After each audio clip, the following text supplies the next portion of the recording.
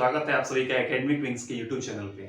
आज हम लोग स्टार्ट कर रहे हैं इंडियन पॉलिटी में एक नए टॉपिक को, directive principles of state policy, यानी कि राज्य के नीति निर्देशक सिद्धांत। इसके बारे में आज हम लोग इस वीडियो में चर्चा करने वाले हैं। तो सबसे पहले ये समझना जरूरी है कि इसको जो इनकॉर्पोरेट किया गया, हमारे संविधान में शामिल किया गया है, ये कहाँ किया गया, ये सबसे ज्यादा क्वेश्चन पूछा जाता है। तो directive principles of state policy जो है वो हमारे कॉन्स्टिट्यूशन में पार्ट 4 जो हमारा संविधान का भाग 4 है, उस भाग 4 में इसको मेंशन किया गया है। और साथ ही साथ जो आर्टिकल्स इससे रिलेटेड है वो आर्टिकल है आर्टिकल 36 टू आर्टिकल 51।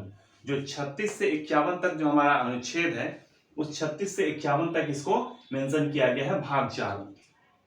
अब इंपॉर्टेंट बात क्या आती है कि directive principles of state policy, जो राज्य के नीति निर्देशक सिद्धांत हैं, वो किस देश के संविधान से लिया गया है, यानी कि जो हमारे संविधान निर्माता जो थे उन्होंने कहां से इसका जो इन्फ्लुएंस था वो लिया और उसके बाद इसको अपने देश में हमारे कॉन्स्टिट्यूशन में इनकॉर्पोरेट किया। तो जो आयरिश कॉन्स्टिट्यूशन है, आयरलैंड का जो संविधान है, आयरिश संविधान जो था, उस आयरिश कॉन्स्टिट्यूशन से, वहां के संविधान से इस directive principles of state policy को हमारे संविधान में अपने ज्योग्राफिकल कंडीशन के अकॉर्डिंग, अपने डाइवर्सिटी, अपना जो हमारा यहाँ का कल्चर था उसके अकॉर्डिंग मेंड करके यहाँ पर डाला गया। ये जो आयरिश कॉन्स्टिट्यूशन है ये 1937 का कॉन्स्टिट्यूशन, 1937 में आयरिश कॉन्स्टिट्यूशन बना था। उसके बाद हमारे देश में संविधान निर्माण की प्रक्रिया शुरू हुई। तो ये आयरिश कॉन्स्टिट्यूशन 1937 से।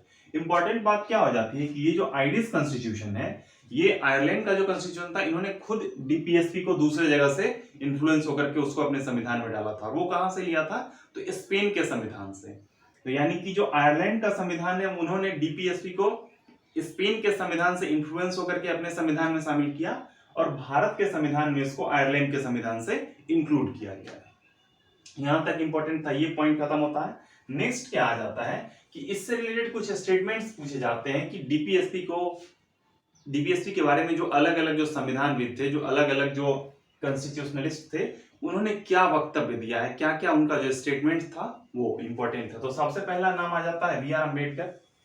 जो भीमराव अम्बेडकर थे, इनका नाम सबसे इंपॉर्टेंट आता है। इन्होंने क्या कहा था संविधान को? इन्होंने नोबेल फीचर्स कहा था, यानी कि ये नोबेल फीचर था। आपसे क्वेश्चन अगर पूछा जाता है कि which of the following has been described as noble features of constitution, तो नोबेल फीचर्स ऑफ कॉन्स्टिट्यूशन में हम लोग किसको रखेंगे? इसको रखेंगे हम लोग directive principles of state policy, राज्य के नीति निर्देशक सिद्धांत। किसने कहा था? तो बी आर अम्बेडकर ने।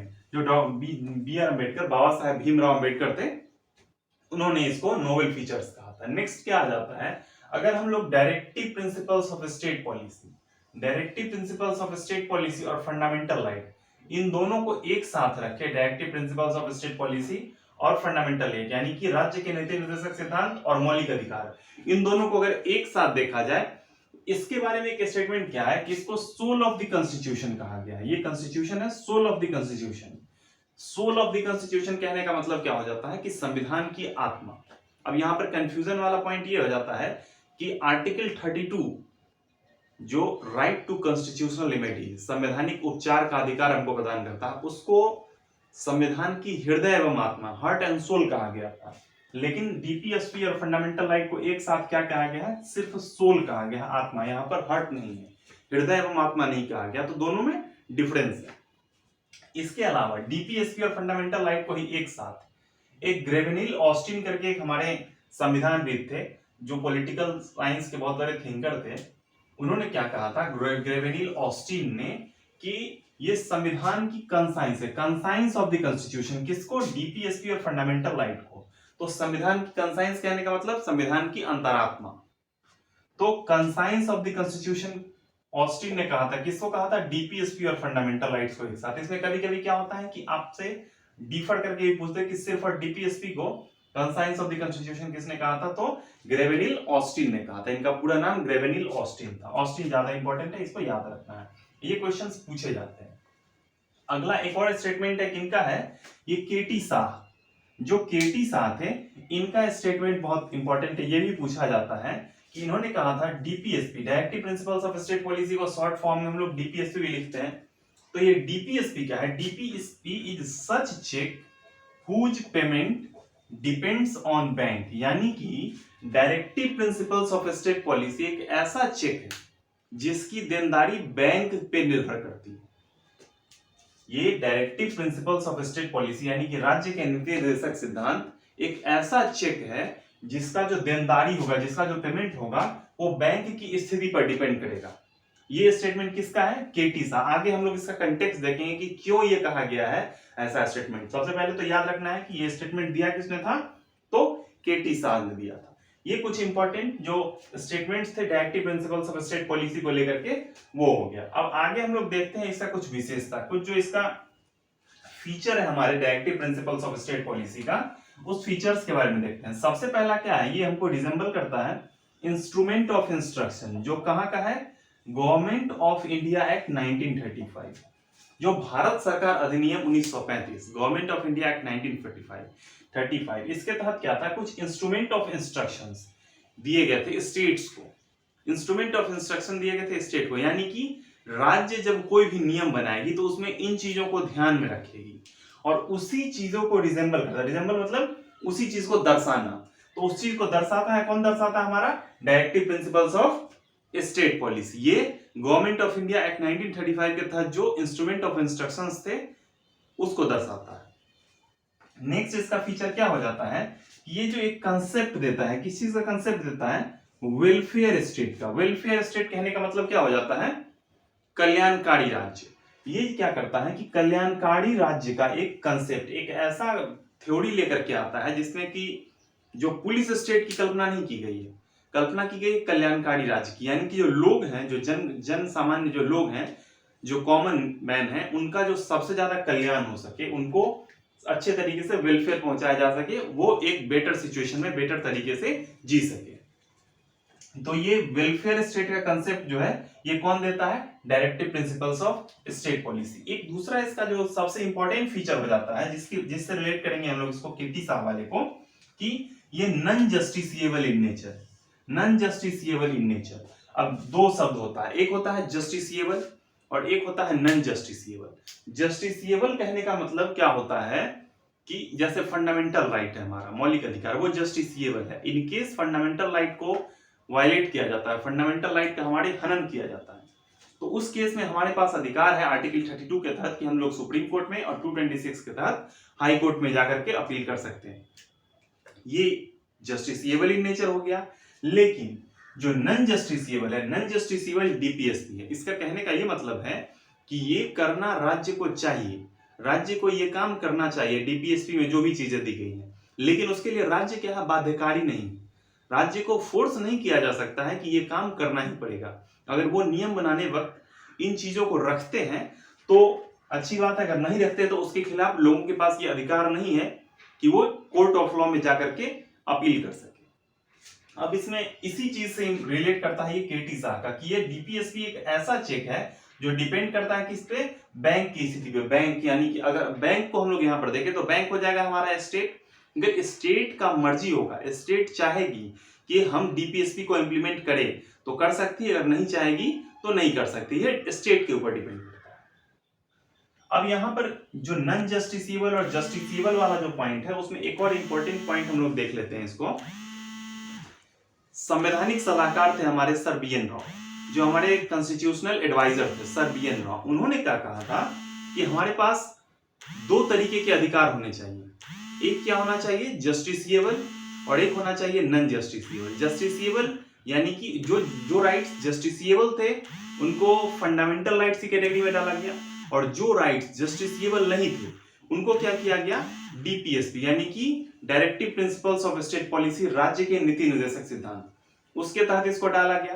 तो दोनों राइट ही है, लेकिन फंडामेंटल राइट क्या है? वो जस्टिसिएबल है, यानी कि हम कोर्ट ऑफ लॉ में जाकर के उसके खिलाफ अपील कर सकते हैं। लेकिन directive principles of state policy non justiciable है, उसमें हम लोग नहीं जा सकते। तो ये किसके द्वारा ये जो प्रक्रिया दिया गया था, ये जो तरीका दिया गया था, ये किसके द्वारा दिया गया था? सर BN राव, जो कि हमारे कौन है? संवैधानिक सलाहकार थे, कॉन्स्टिट्यूशनल एडवाइजर थे। और उनके इस सलाह को कौन मान लिए थे? तो ड्राफ्टिंग कमेटी के द्वारा इसको स्वीकार कर लिया गया था।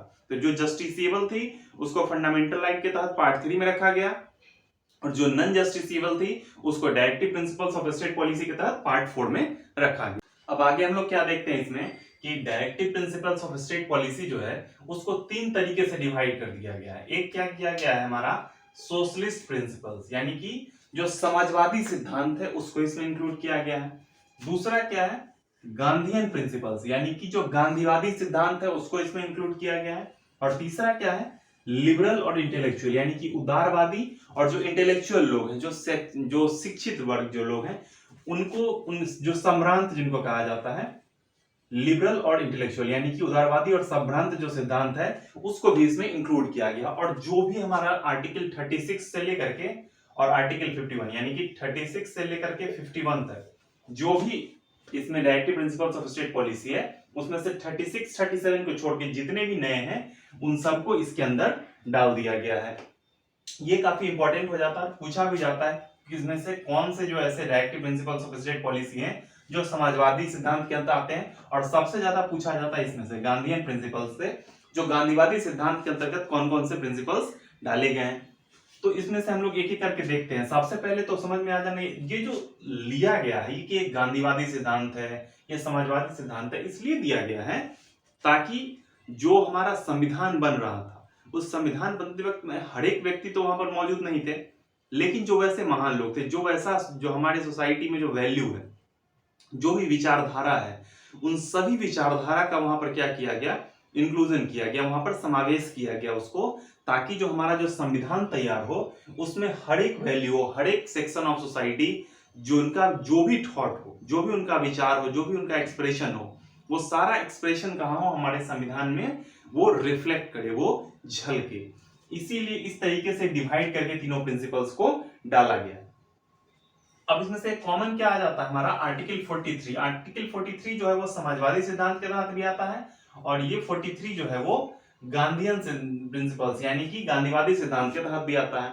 इसमें दोनों में डिफर क्या करता है कि ये जो 43 है ये क्या देता है कि लिविंग वेज, जो लिविंग वेज है यानी कि कम से कम जो जीने के लिए जो चाहिए एक भत्ता, एक वेज, वो नागरिकों को उपलब्ध करवाना चाहिए।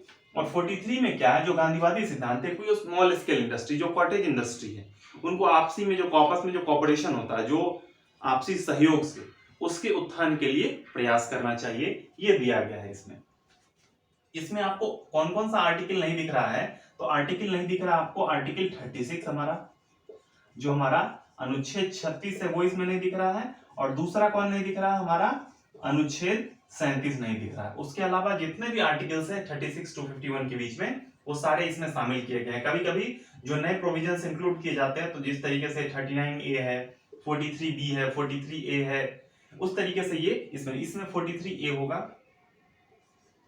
और ये 43B, इस तरीके से इसको इंक्लूड किया गया। ये 48A है, ये भी काफी इंपॉर्टेंट प्रोविजन है हमारे कॉन्स्टिट्यूशन में, इसको भी शामिल किया गया है। तो इसको हम लोग आगे देखते हैं। सबसे पहले तो 36 में जानना क्या जरूरी है, 36 में क्या मेंशन किया गया है, 36 में मेंशन किया गया है डेफिनेशन ऑफ स्टेट।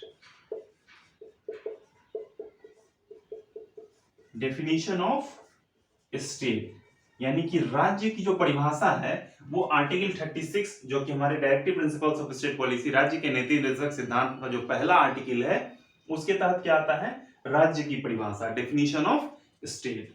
जो आर्टिकल 37 है, ये आर्टिकल 37 क्या दिखाता है कि क्या हमारा नेचर है, नेचर